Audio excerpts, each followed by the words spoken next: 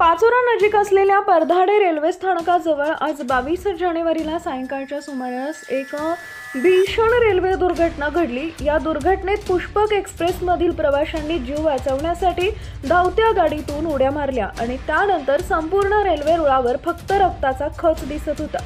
नेमकं काय घडलं ते पुढे बघा। त्या अगोदर आपल्या चॅनलवर नवीन असाल तर चॅनलला सबस्क्राइब जरूर करा, जेणेकरून अशा प्रकारच्या अपडेट्स या तुमच्यापर्यंत पोहोचत राहतील। जळगावच्या परधाडे गावाजवळ हा अपघात घडला। पुष्पक एक्सप्रेस ही लखनौकडून मुंबईकडे येत होती। एक्सप्रेसच्या लोको पायलटनं अचानक ब्रेक दाबला, त्यामुळे ठिणग्या उडाल्या। आग लागल्याच्या भीतीनं पुष्पक एक्सप्रेसमधून 35 ते 40 प्रवाशांनी रेल्वे ट्रॅकवर उड्या मारल्या। त्याचवेळी बाजूच्या रुळावरून बेंगळुरू नवी दिल्ली कर्नाटक एक्सप्रेस जात होती। त्या कर्नाटक एक्सप्रेसनं यातील काही प्रवाशांना उडवलं। या दुर्घटनेत 7 ते 8 जणांचा मृत्यू झाल्याची माहिती आहे, मात्र मृतांचा अधिकृत आकडा अद्याप समोर आलेला नाहीये। दरम्यान अपघातातील जखमींना पाचोरा ग्रामीण रुग्णालयात दाखल करण्यात आलंय।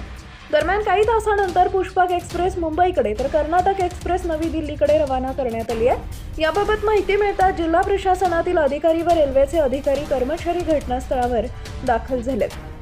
जळगाव जिल्ह्यातील पाचोरा नजीक एका अत्यंत दुर्दैवी घटनेत काही लोकांचा मृत्यू झाल्याची घटना अतिशय वेदनादायी आहे।